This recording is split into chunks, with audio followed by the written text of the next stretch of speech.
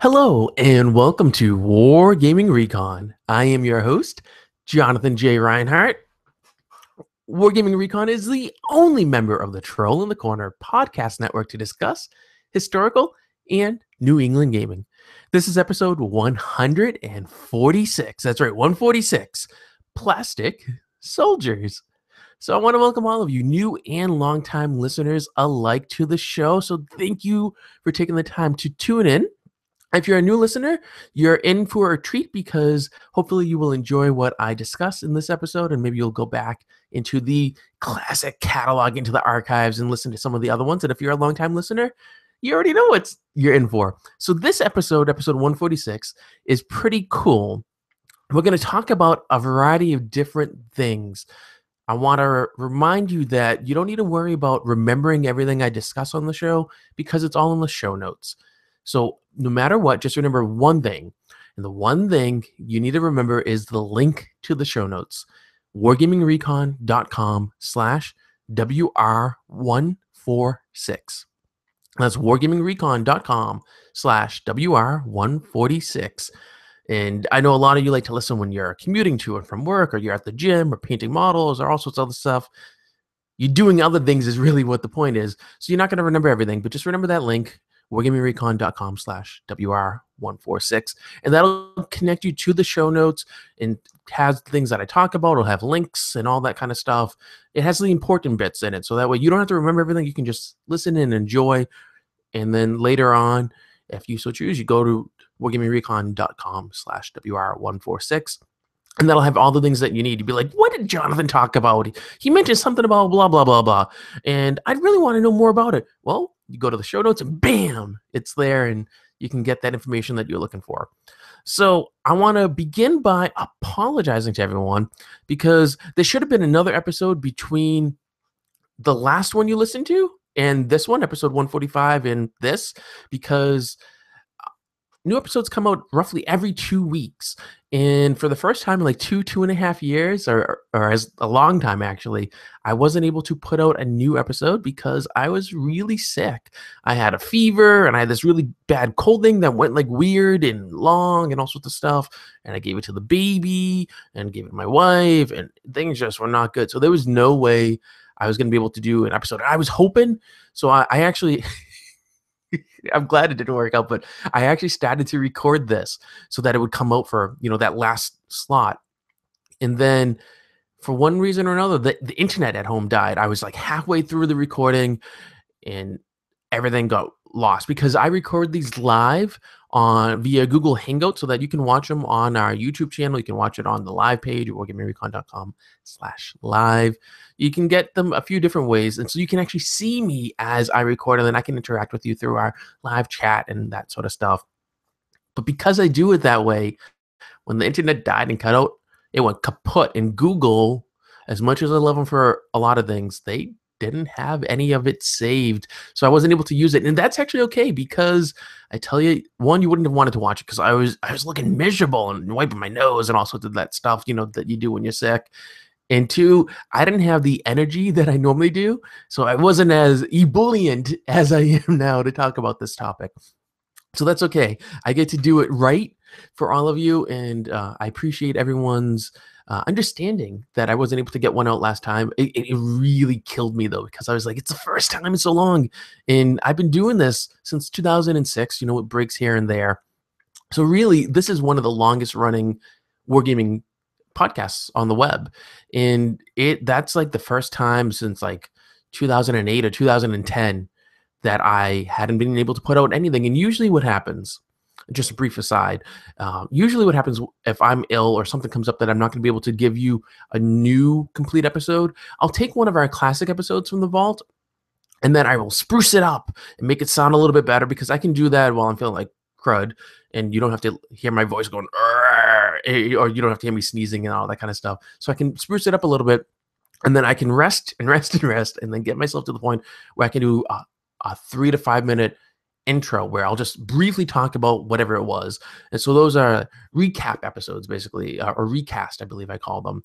And then I can put that out and be like, I'm sorry, guys, but here's one from the vault. And it's cool because blah, blah, blah, blah, blah, blah, blah.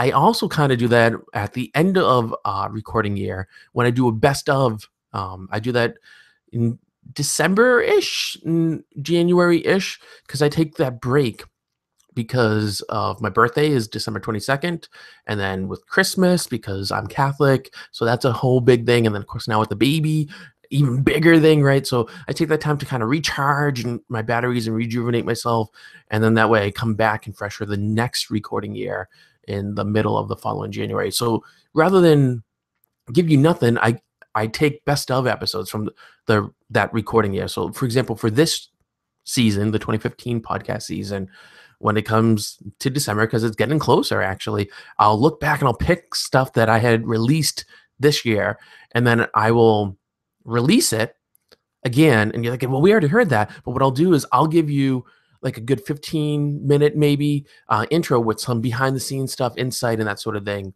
to make it fresh and maybe make it a little more interesting, and then give you more content. And I'll be like, this is one of my favorites because so-and-so was on it. We talked about this, but what you didn't hear was blah, blah, blah. And actually, I got a clip. So I'll put that right here before we start, and then you can listen and so forth. But anyway, let's actually get into today's topic, which is plastic soldiers. The idea behind doing this episode, which might be a little bit interesting for all of you, actually comes from way back in episode 84, Wargaming on the Cheap. That's wargamingrecon.com/WR84. And one of the things that I had listed when I did Wargaming on the Cheap, I listed a bunch of different ways that you could literally wargame on the cheap, paper terrain, and all sorts of stuff. One of the things I listed was plastic army men, which are a little different from what I'm going to talk about today with plastic soldiers. Plastic army men are literally the things that you used probably as a kid, that they came in those plastic baggies and you opened up and some were green and some were tan, and you fought on the carpet or on the kitchen table and all that sort of stuff. Plastic soldiers, it's kind of broad, right? Because you have things like the 28 millimeter scale stuff that the Perry brothers are doing. You have things that really fit into that, like the Victrix and so forth.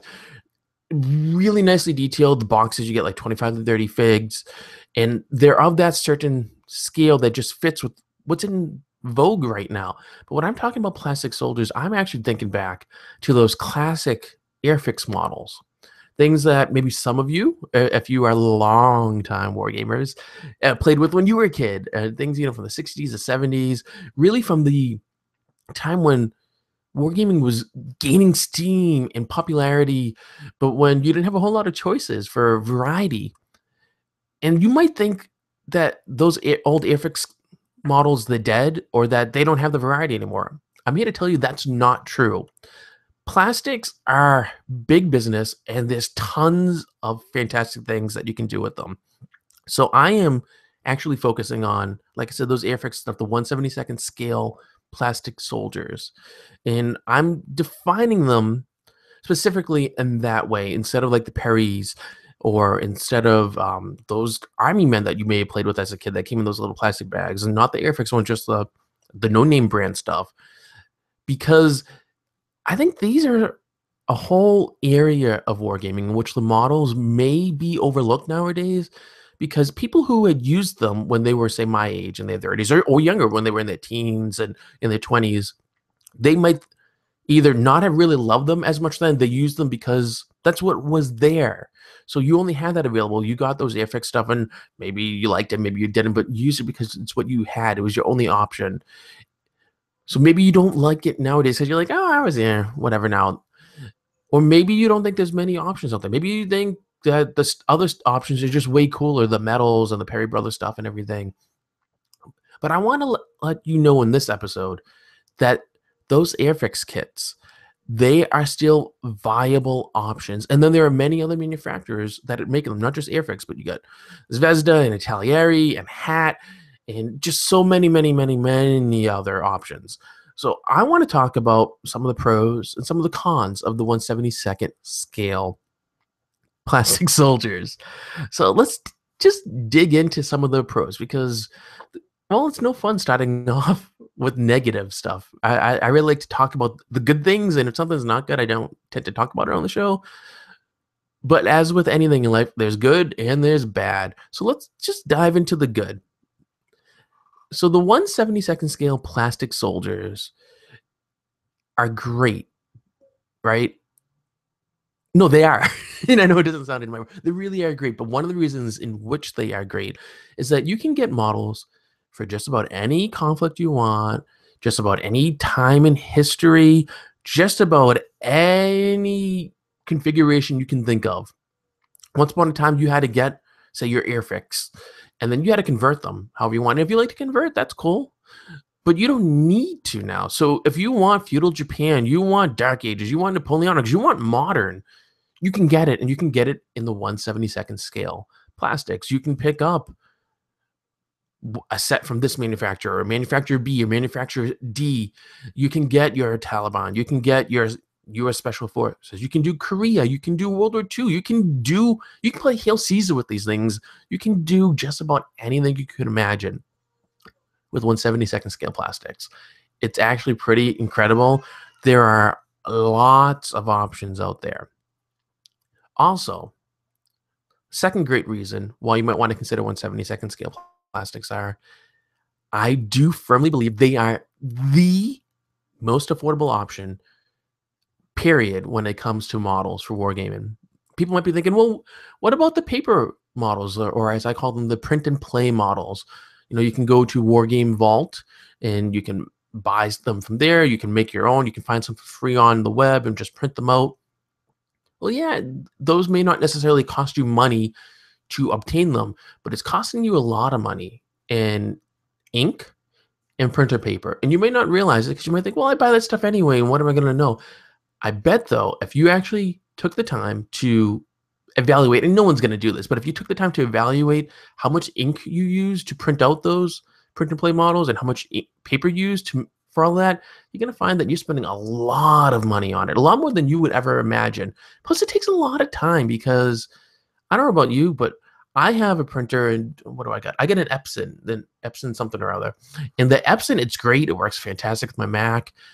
It's not going to turn out pages really quickly. And if it did, the quality wouldn't be that great. The quality is good for what I use it for, but it's going to eat up the ink, and it's going to take a while to do it. It's like that 3D printing. 3D printing is fantastic, right? I've seen tons of videos and heard a lot of people talk about it. I work in a public library where it's of a lot of interest to people, 3D printing. A problem, however, with the 3D printing is that it takes so long to print anything with it. And granted, that's like 5,000 times longer than it takes to do a print and play model. But it still takes a lot of time to say, I'm going to print this unit here, I'm going to print that here on your paper. And then you got to buy the fancy paper stock, right? Because you don't want to use just regular printer paper that you would do for a letter or something. You want something a little more sturdy. So that takes even more money because that's more expensive. And you got to do the research to make sure that it's just right. And you don't have to do that with 1/72nd scale plastic, with the plastic soldiers. You can get what you want. And if you want to paint them, you can. You don't have to, but you could. To give you an idea of how much it costs just to buy the models, you could get a set of Imperial Roman legionaries from Hat Industry, who I love. I think they're one of the best 1/72nd scale manufacturers out there. You get 45 figs for $7.50 American. That's set 8082. You get 45 guys for $7.50 American. That's really good, right? So you don't have to worry about spending tons and tons of money on these things because they're cheap. They are literally just so affordable. It's absurd. And as I'm talking, I'm doing the math, right? It's 17 cents a figure. 17 cents, right? 17 cents American per guy.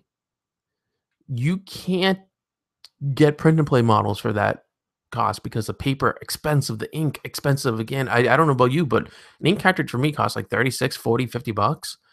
That's a lot of money. And then you figure out how many guys you're going to get out of that.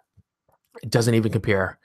Plus, these are 3D. They look cooler. Sculpting, well, that's actually the next thing. They're generally really nicely sculpted. So that's the third pro, right? So you don't have to worry about, are they going to look like crap, or how is it going to come out when you print them? No, they look good. Some manufacturers better than others, but overall, they look really good. They have nice detail on them. They just look nice on the table as is, but also because of that extra cool detail that they do. If you're someone who likes to paint models, and I know I'm not, but I know that many of you are, if you're someone who likes to paint models, the detail makes it more fun, right? So that you can actually get in there and you can paint as ever much detail as you want. But the detail also makes it easier if you don't want to go hog wild. You can do a nice base coat. You can do some shading, say with like a nice inking or something like that. You can do a little dry brush because of the raised edges, and you can make it look nice with minimal effort for painting. And if you love to paint, you just go crazy, right? Go ahead, because it'll look great when you're done. And when you are done, often you may not be able to tell these 17 cents a fig models from the like $1 a fig models that you can get, the metals or the more expensive plastics. So that makes it worth looking into. And then the final pro, the fourth, I usually like to have five, but the fourth is that they generally require little to no assembly. I don't know anybody, and I'm sure they're out there, but I don't know anybody who loves to assemble models. You might like to convert them. You might like to paint them. You might like to play with them. You might like to make terrain for them. I've never heard anyone come to me and say, you know, John, I just love assembling models. I can't get enough of that PVA glue and the plastic cement and just getting it together. It's my favorite part of the hobby. Don't know anyone who said that. And if you're one of them, you adore that, fantastic. I applaud you. I've just never had you come to me and say, hey, I'd love to do this.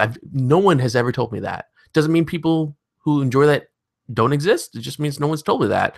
So I'm going to say it's probably a good thing if assembly is easy. In any of the sets that I've obtained, I haven't had to assemble any critical pieces. They're not like those Games Workshop multi-part plastics where for a Space Marine you have 18 pieces. Okay, one Space Marine, 18 pieces, a little excessive for me, right? Just imagine that. An easy guy's like 9 or 10 pieces. What? 10 pieces for a guy, and I need how many for my army? I need 80? You know how many pieces? What? This usually either you don't need any assembly, period, or you might have to glue a shield on. You might have to glue like a weapon, say someone's gun, their lance or whatever, something like that. Glue a person onto a horse. The horses tend to be one piece. You don't have like the two halves, or you don't have to put the head on separate or the tail on separate like you do with the Games Workshop stuff. So I know some people like that you have all those other options because you can do easy head swaps. You can do easy weapon swaps if you're into converting. You can still do the conversions. It's fine. The plastic tends to be softer, so it's going to make it easy to get in and do whatever you need to. But you don't have to, because like I said in the first point, the variety is there. You can get a guy holding that sword that you want. You can get a guy holding an axe or holding a machine gun. It's not a problem. You can get a guy in just about every single pose that you could imagine wanting, with just about every single weapon you could imagine wanting for them to have for just about every conflict. So you don't need to do the conversion. You could. I mean, if that's your thing, go for it. But you don't have to. So therefore, the fact that there is little to no assembly, usually, I think that's a good thing, because that cuts down the time needed to go from opening your box of models or your bag of models, however you're getting them, to getting them on the table and playing a game. For most people, the most important aspect of the hobby is having fun by spending time with their peers. There was a recent survey done, Great Wargaming Survey 2015, by the great folks at Car and Sarway Press, publishers rather, and they kind of track the hobby. I'll be talking with Jasper Ortiz later. I'm not sure if we'll do it during this 2015 season or if it'll be in the 2016 season, because they're still analyzing. But anyway, they ask people like, well, what are one of the things you love? And gaming with your friends is always near the top, if not the number one answer for that question. So by and large, we're doing this, like we get pleasure, right, from doing the research. We get pleasure from painting or making terrain and doing all that kind of stuff. But we get the most fun from gaming with our friends. It's a social hobby, in as much as it might not seem like it is, but it is. So if we can reduce the amount of time needed to go from point A to point B, from getting those models and getting the stuff you need to learn the rules to actually playing the game, that's a good thing. And that's also a really good thing for introducing the hobby to new people. So I think this is fantastic and perhaps one of the most important aspects of 1/72nd scale plastics. So let's kind of move down and we're going to move into what some of the cons are, because nothing in life is only good, right? Nothing in life is only bad either. There's a mix of both. That's how you get that gray, gooey stuff in the middle. So some of the cons here, they can be confusing to pick what you want because there is such a large variety, which is a good thing, right? You can get anything you want. You may not know what you want, and you may not know where to get it. You may not know which manufacturer you want to go with. So you need a little help, right? But you're in luck because there's a great resource for it. Plastic Soldier Review. That's plasticsoldierreview.com. It is a must-use free resource. It's a website. They have just about every single manufacturer you can imagine. They give reviews for each set. Even more importantly, they have color photographs of the contents. Some of the sets are just repackagings of other sets. So you might get I don't know, an Intaglieri set of Viking herdmen, and it's actually a repacking of an Airfix set. So the models are going to look the same. That's good to know because you might think, well, they're different, and maybe they're not. Or maybe a set includes something extra if you buy it from manufacturer D as opposed to manufacturer A. So you can really learn more about what you want and learn which sets have what you need. And you can kind of untangle the mess. The website's really easy to use. I use it all the time. I'm just on there because I find it interesting just to kind of look at the stuff and see the photos and everything. But it's been really helpful to me in getting what I need for my Hail Caesar army. There's the mythical Hail Caesar army I've been talking about for a long time because I knew that I wanted some models by Hat Industry, Hat. I love it. Hat. Any company named Hat is cool in my book. So Hat Industry made stuff, and when I couldn't get them because they were retooling their machines or whatever, I was like, well, who am I going to get? Well, let's go to Plastic Soldier Review and find out. And I went and I said, oh, Caesar Miniatures makes some that would be really cool. So I was able to get those, and they work well together. Like I said, you're going to need to dig around because you might look at the box and think, oh, I'm getting blah, blah, blah. I'm looking at the box thinking I'm getting Imperial Roman auxiliaries. And what you have in your head as those Imperial Roman auxiliaries might be different from what's actually in the box or what's even on the box artwork. So Plastic Soldier Review explains that. I'm using Imperial Roman auxiliaries on purpose because when I was working on my Hail Caesar army, and this is really completely my fault because I was just being dense. I was like, oh, I need auxiliaries because it's for Hail Caesar. And in the Hail Caesar rulebook, it says auxiliaries have this stat line, which means they should basically be outfitted with blah, blah, blah. And there's these different types of auxiliaries. I can get Syrian archers. I can get this. I can get that, blah, blah, blah. Oh, look, Hat Industry makes a set called Imperial Roman Auxiliaries. It must be exactly what I want. And I get it, and I look, and I'm like, wait a sec. Are we sure? Because these guys look like they don't have any shirts on, and they're carrying swords and an axe. And these guys look like they're heavily armored, but I think they're archers. And this is, well, if I had actually looked and comprehended what I was looking at on Plastic Soldier Review, I would have realized that what Hat Industry was doing was making a box set that contained a variety of auxiliary forces from throughout the Imperial Roman world. It wasn't a complete unit worth or multiple units worth of specific auxiliaries. It was just a variety. And that in order to get what I needed for Hail Caesar, I either needed to buy more boxes of that to get what I want, or I needed to look for other things that would work as what I wanted, whether or not they said Imperial Roman auxiliaries on the box. So it's just a word to the warning that what's on the box may not be what you want. You really have to think about what is it that I want? What am I going to use it for? And does it make sense for what I want to use it for, no matter what the name is? So Plastic Soldier Review, you can look, and they break it down by time period and conflict and all sorts of stuff. So you can go into that and say, well, I need Imperial Roman auxiliaries, right? I need Napoleonic cavalry, light cavalry. What's going to work? Whether or not it's what it says it is, but will it work for what I want? Does it make sense? Do the models look like they could be this? And then you get to do your research. Very important. The next con is that with the great variety of options, boxes come with also a variety of poses for your models. Not all poses will be useful, and some of them could be useless. So you might be buying a box, and it's a great value, right? It's it's affordable. Let's put it that way. It's very affordable, and yet maybe half of what's in the box are poses that are just useless to you. You want to do an Imperial Roman tortoise. You want them to turtle up, right?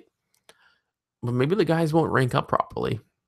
So maybe that's not the box set for you. Maybe there's another one that'll work better. Again, it goes back to that research. And the research is easy and quick. And I know earlier I was talking about the time involved with print and play models. And you're thinking, Jonathan, you said print and play models, just the time, it's too much. And now you're talking about research. Yeah, but, and you know there'd be a but in there, right? It doesn't take that much time. It's quick. It's on the web. It's quick search. And it's easy to do. So it's actually not taking you a lot of time in order to learn a lot and be able to discern what you need. Benefit of that is it's going to make it easier for you to avoid making mistakes. And if you avoid making mistakes, that's saving money in your pocket that you can use for other things, or you could use to expand your army, to do cool stuff, go on vacation or whatever. So it's important. No one wants to buy a box of figs where all the poses are just crap, right? It's not what you want. It's not what I want. And the manufacturers really, they don't even want to give that to you either, but it's something that you'll come across. So you got to be careful with the 1/72nd scale plastics. You can get anything, everything in the kitchen sink, right? There's a set out there by Mir. I think it is MIR. I don't even think you can get it anymore. I think it's out of print and rare. It's an X-rated set of how to phrase this, of men at arms, of soldiers engaging in intimate behavior with women. So you could get a set of that. You can get anything, right? And that's like, what use is that? Poses might be a little weird. I don't know. I haven't seen it. Don't have it. You can get anything in 1/72nd scale plastics, which is cool. But you can also get really crappy poses, which might not be useful for you. Some manufacturers, as a third con, are not entirely reliable when it comes to the quality of the figures and of the poses. Again, you're going to learn this because back to the first con with that, there's so much, it's so confusing. What do I do? Plastic Soldier Review. They rate. You get pictures. You can learn easily what manufacturers to always go with, because they're just always a hit. Which ones are always a miss? Which ones are a mixed bag? Who's going to be good? Who's going to be bad? Who should I do a little more looking in before I pick that up?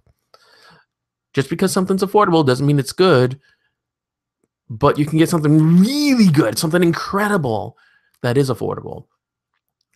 And then the final point is that some of these 1/72nd scale plastics, and a lot of them actually, but not all, a good chunk, tend to be made out of softer plastic, not the stuff you would get from Games Workshop, from Privateer Press, or from the Perry Brothers.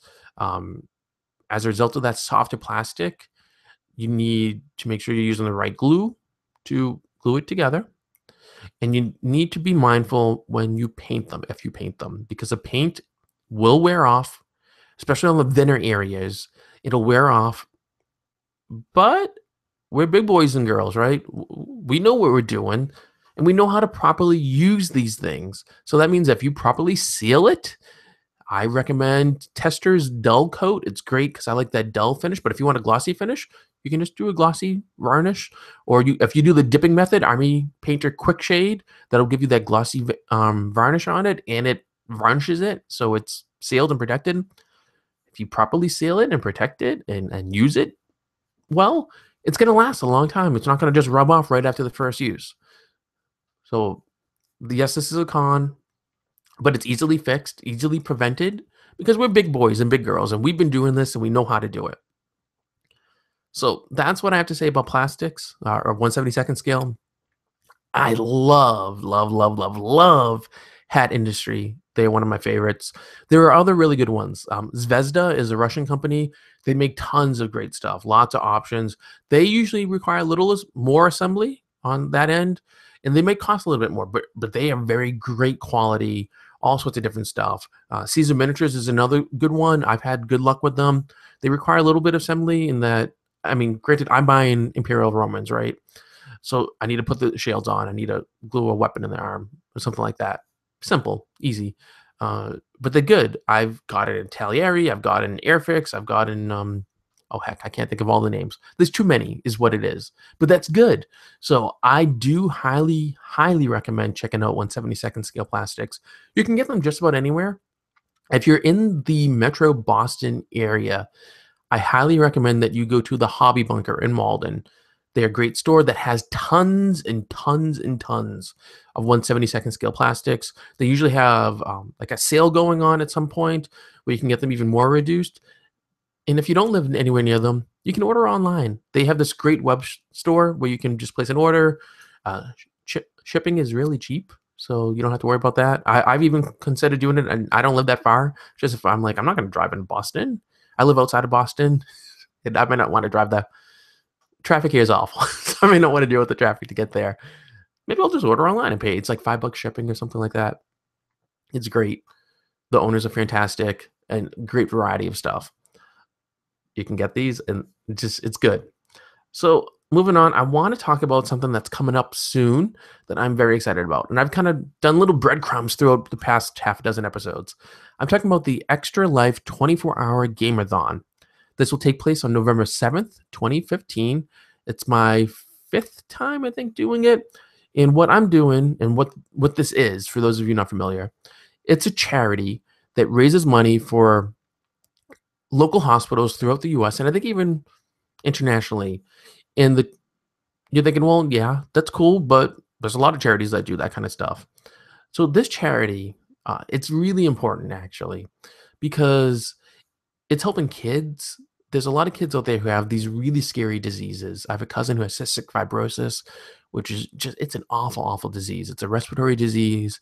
It shortens your lifespan. Kids with CF are lucky to live into their 20s. They get clogged up, and so they can't breathe. There are other kids who have leukemia and cancer and just all sorts of scary, awful things. And they need medical treatment. They have to get the help that they need every so often. And I'm raising money to support my local children's hospital, Boston Children's Hospital. Maybe I'm a little biased, but it's one of the best in the country, if not the world. So a lot of these kids who have these diseases and go and get treatment, their families can afford it, no problem. They have their health insurance, they do whatever. And so they get it and they're good to go. Some kids can't. Their families don't have the money. It can be as simple as, do we eat, pay the mortgage, or pay our utilities? Or does the kid get the medical care they need? What's going to give? And so the kid might not get the help. Kids need the help. These are they're awful diseases. And this charity provides the money for that. So if the kid has something and they need that medical help, they need the treatment, the family doesn't need to worry about not being able to pay for it. The charity pays for it, covers it all. The family never sees a bill. It's all done and covered. The kid doesn't know any better. So I've been doing this, like I said, for a few years, and I've been doing it to raise money for Children's Hospital every year.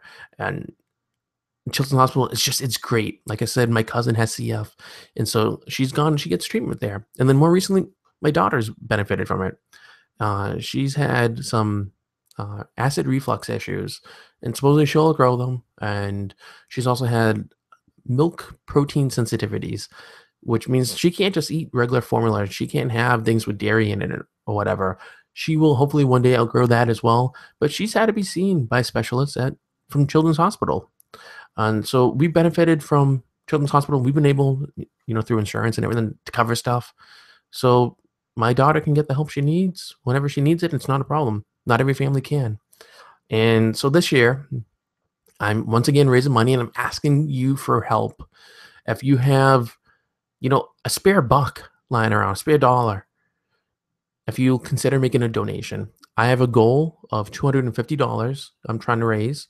Last year, I also had a goal of $200 actually. And last year, beat that goal, raised $430.35 through your generosity, which is fantastic. And so this year, it'd be awesome to not only meet the goal, but if we could exceed it. And I think we can, because you're passionate and people care, and a dollar here, a dollar there. It doesn't have to be big donations, just a little bit here and there. Maybe don't get a cup of coffee one day, and that's $2, right? Maybe just skip something, and you're making the difference in a kid's life. Is That's what it comes down to. We're just doing it for the kids. Already, I'm actually really excited to say have raised $220 from Variety People. So thank you very much. And uh, we still have like 2 weeks to go to the event. So what I'm doing with the event, besides just raising money, is the charity has it set up so that wargamers like you and me, are gaming for 24 hours. You get together on the 7th. You can go to a game store. You can do it with friends, do it at your house, whatever. And we're gaming nonstop for 24 hours. We're doing that, we're playing a variety of games, whatever you have. It doesn't matter. But we're gaming. People are podcasting it. They're live streaming it. They're doing all sorts of things. And I'm going to be doing it too. I'll be playing games. Originally, I thought maybe about having some people over, but we're not quite so sure. With the baby, makes things a little interesting.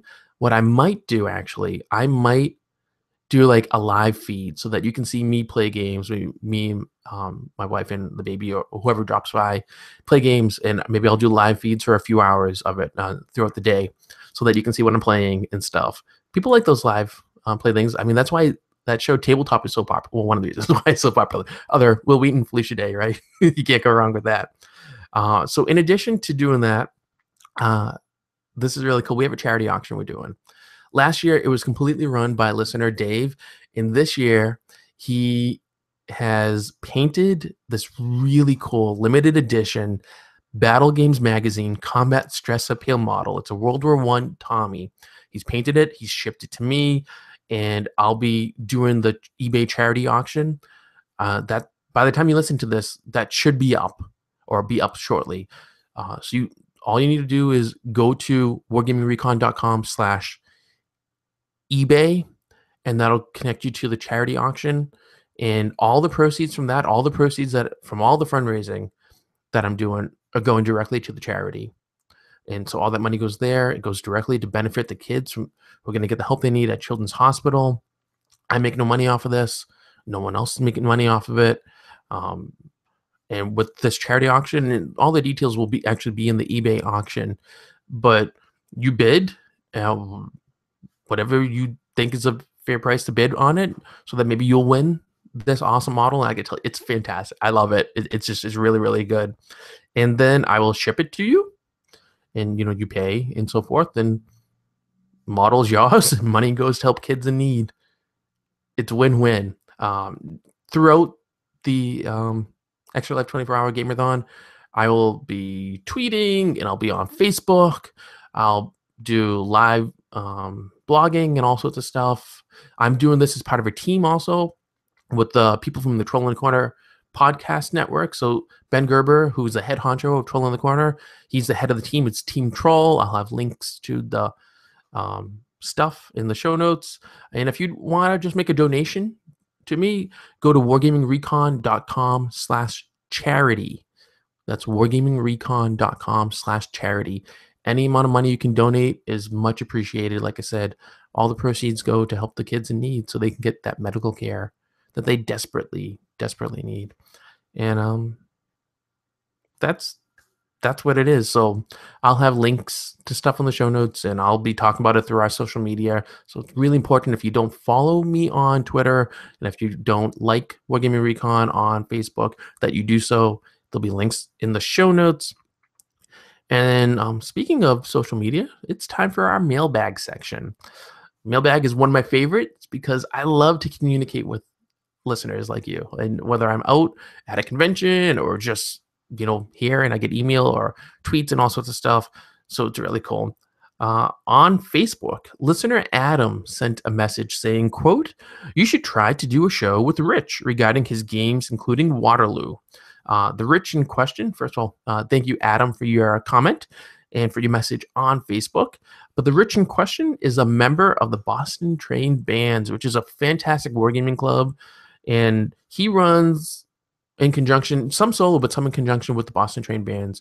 He runs some amazing participation games at area New England gaming conventions up at Huzzah and at Havoc. And they do game days at the Hobby Bunker. It's fantastic. And I tell you, I would love to have Rich on the show sometime to talk about stuff. Rich is just a really smart guy who knows his stuff. And I'm sure I'm going to feel inadequate, but he's a great guy. And on top of that, he has 2 little ones. So he's also a wargaming dad. And he just has a lot of cool stuff that he can say. But he's someone who gets the details right. He does all the research and his stuff just looks awesome. The tables are so fun to see. He's a great game master. And the games are so much fun to play in. He's another one who I look for his name. So I'm like, can I sign up for that? Do I have time? I want to play his stuff. And then let's see, announcements. Yeah. So I like to do it every episode. We couldn't exist without our sponsor, which is the fantastic gaming group up in Maine, the Maine Historical Wargamers Association. They are just a bunch of wonderful people. They put on Huzzah, which is, in my opinion, one of the best historical wargaming conventions in New England. So thank them. And if you go to Huzzah, tell them that you listen to the show and that you go to Huzzah because you like us. But Huzzah is going to be May 13th through the 16th of 2016. I will be there. I'll be doing a live show, so it'll be really cool to do it yet again. The Maine Historical Wargamers Association, they're the real deal. Is what it is. They're wonderful. So they are just really cool. Don't forget, like I said at the beginning of the show, I do this live. So I record it live. You can watch live via the live page. It's really easy that you can see, and then you can interact with me. Live page works on your mobile devices. So if you're on your tablet, you're on your smartphone, you can do that. You can interact with me. And then I want to thank the supporters on Patreon. So I want to thank Dave and the War Games at Battle Shades Facebook group, and also Jamie at Drake Poledragon on Twitter for supporting Wargaming Recon here. Jamie actually won last year's Extra Life 24-hour Gameathon eBay charity auction figure that Dave painted. So it's really cool. I'll try to see if I can dig up the photo that Jimmy had put in his tweet from last year. He's like, he came. He was all excited and stuff. So I can share that with everyone. Normally at this point, I would plug Patreon and be like, if you can, donate to me and back me on Patreon. But you know what?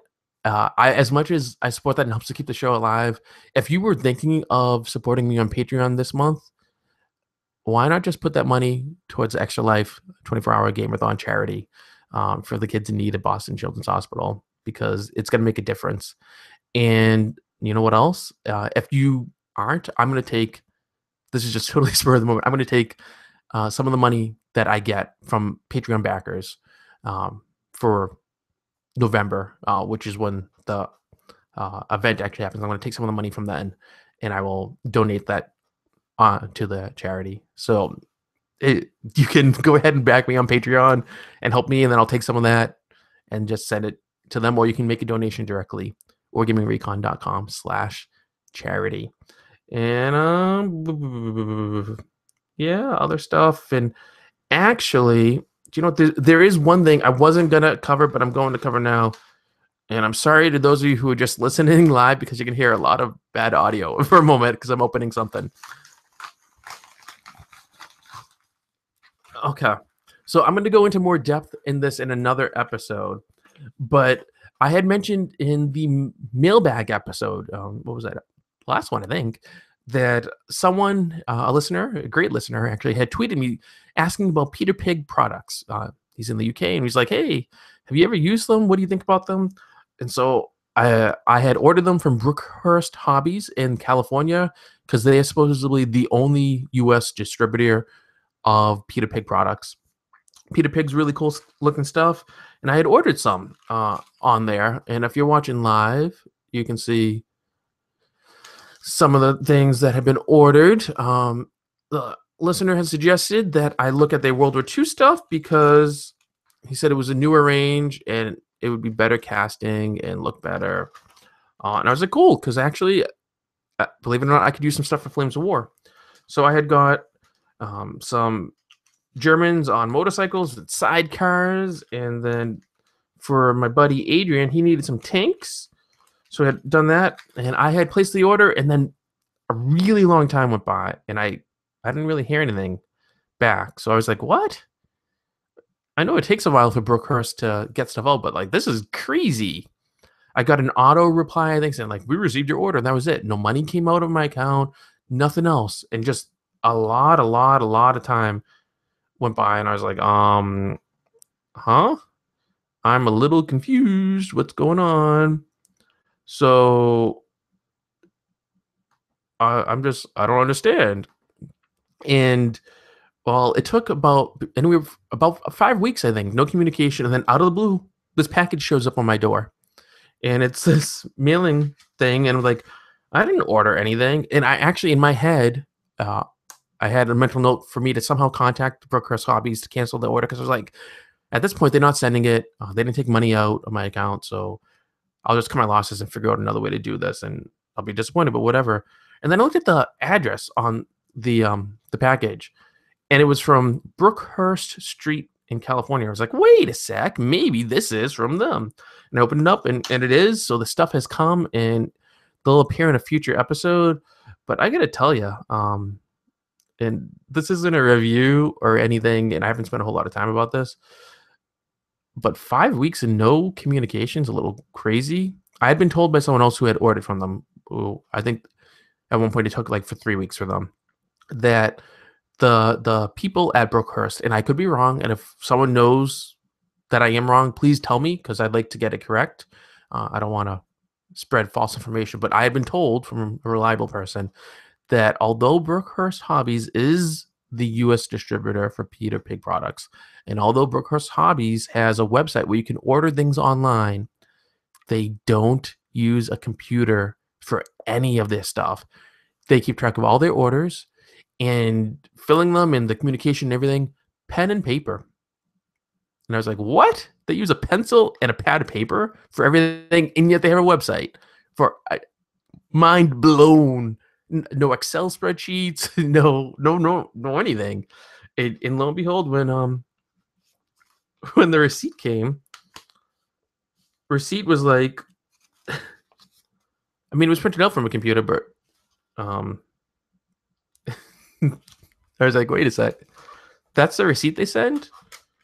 It came with like a receipt that you'd get from the actual cash register. So there's no emailed receipt or any of that kind of stuff. And I'm like, huh?